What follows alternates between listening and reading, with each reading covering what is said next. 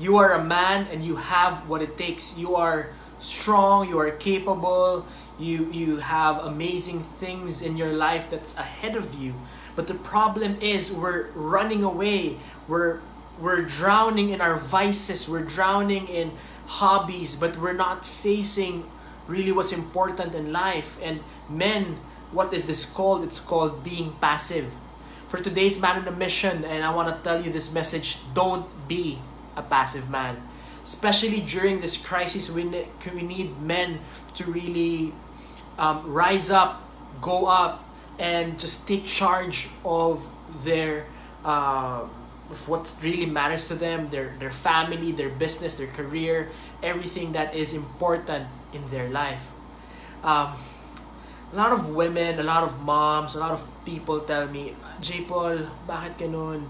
Ang passive ni ganito. Or sometimes a guy would tell me, JPaul, this girl did not, hindi niya ako sinagot. And I asked him, why did the girl did not answer your courtship? And the guy will say, the girl said I was so passive. And I don't know what passivity means. And passive is not being quiet. You see, men, it's not, manhood is not measured by how loud you shout, how strong your muscles are. It's about your courage in life. Who was the first man to fall down? And it's Adam. In the Bible, Adam was the first man, and the first man who fell is him. And people say, hindi si Eve, diba? Kasi Eve got the apple and bit it, right? And then gave it to the guy, to Adam. But the thing is, the fall of Adam was this. He was passive. He did not take charge. His role as the steward, as the leader of the Garden of Eden was to stop Eve from getting the forbidden fruit and all of those things. But because of his passivity, he just stood there, did nothing. And that caused all of this issue that happened to the human race. And a lot of men have become passive in life. They think just because they drink, they have hobbies or maraming girls, that makes them a strong man. No.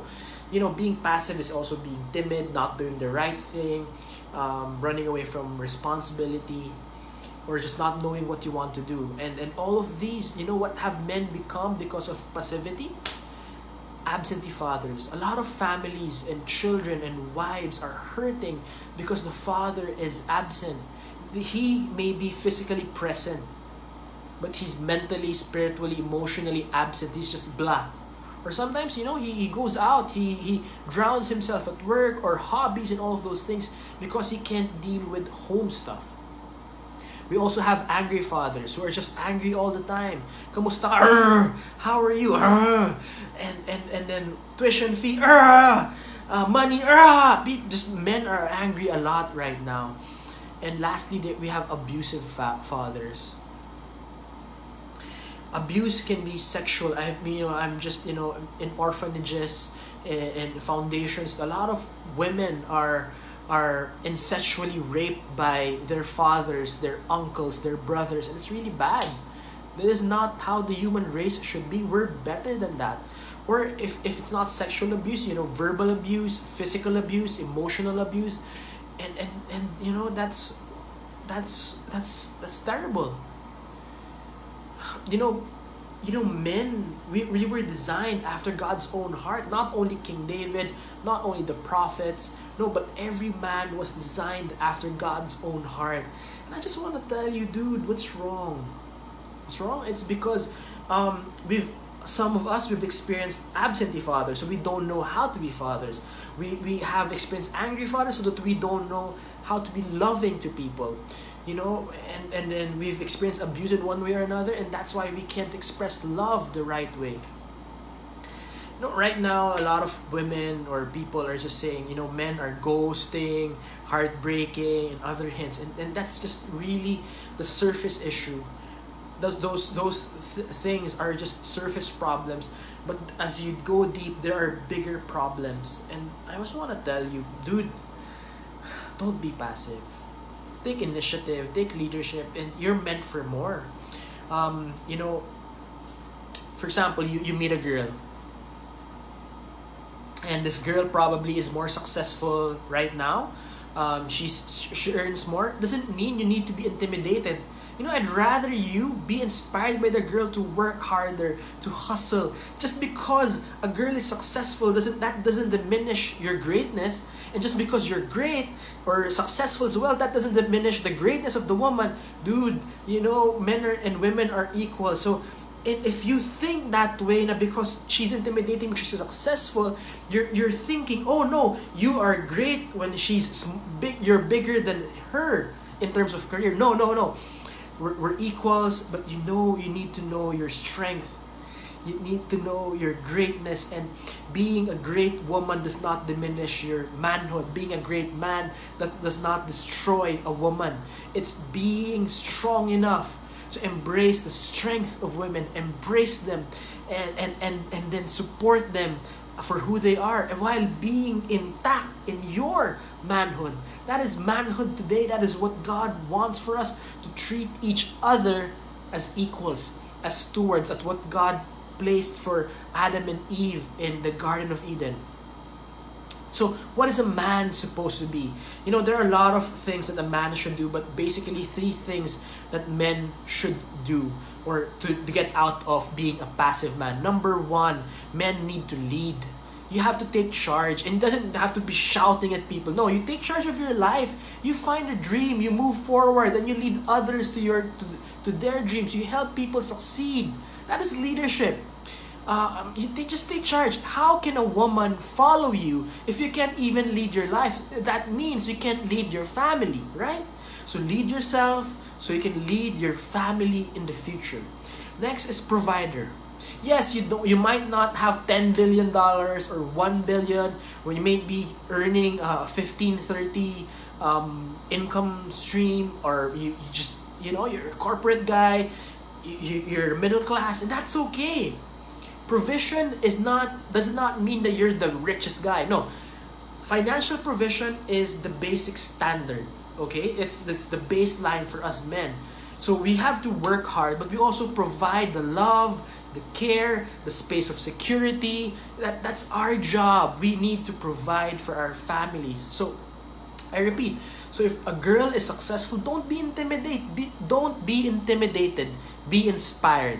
Okay? So you know, you're supposed to help each other achieve your dreams and not compete. So, you know, if the girl works hard, works well, then good for her. But for us, our goal as men is to provide for the needs of the family, give them a good life, and everything else is a bonus.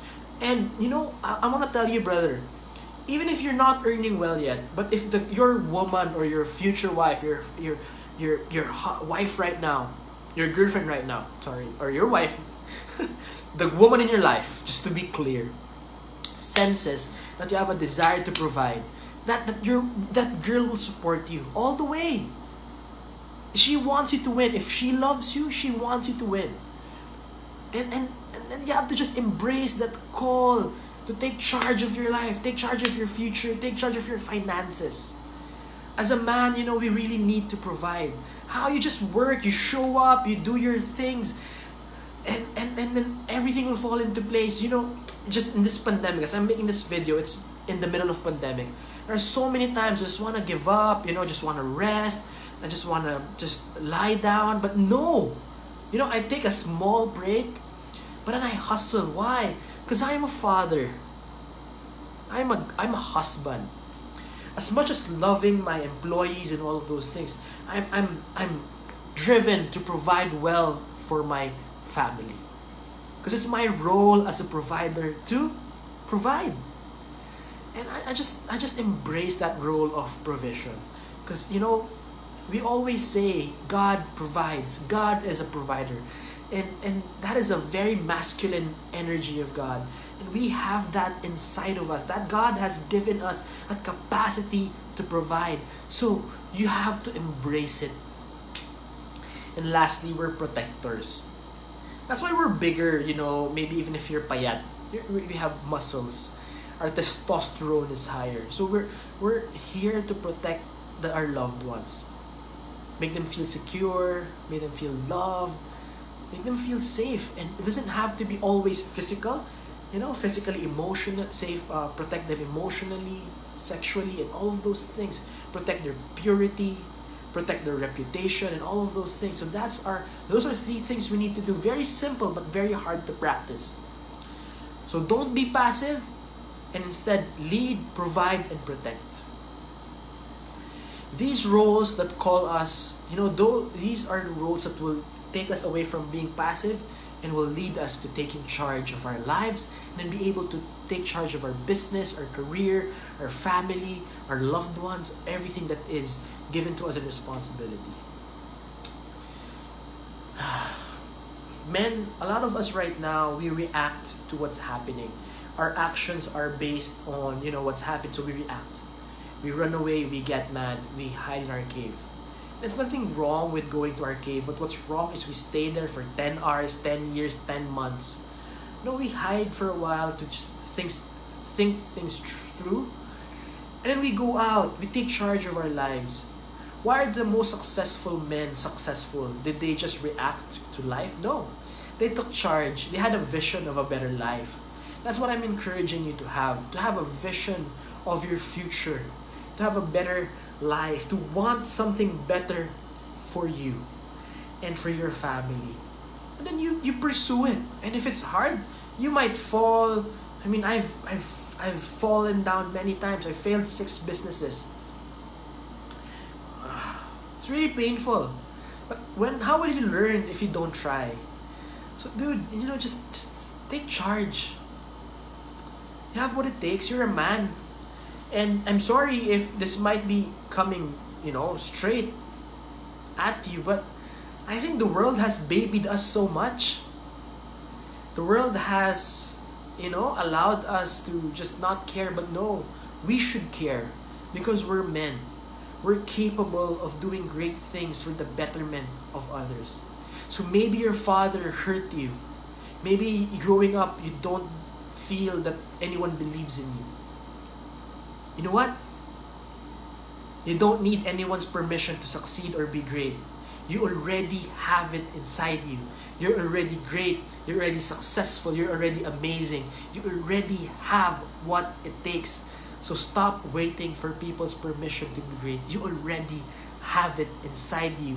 You just need to believe in yourself. I believe in you. If you need someone to talk to, you need a mentor, you need a brother, I'm with you. You're not alone in this journey.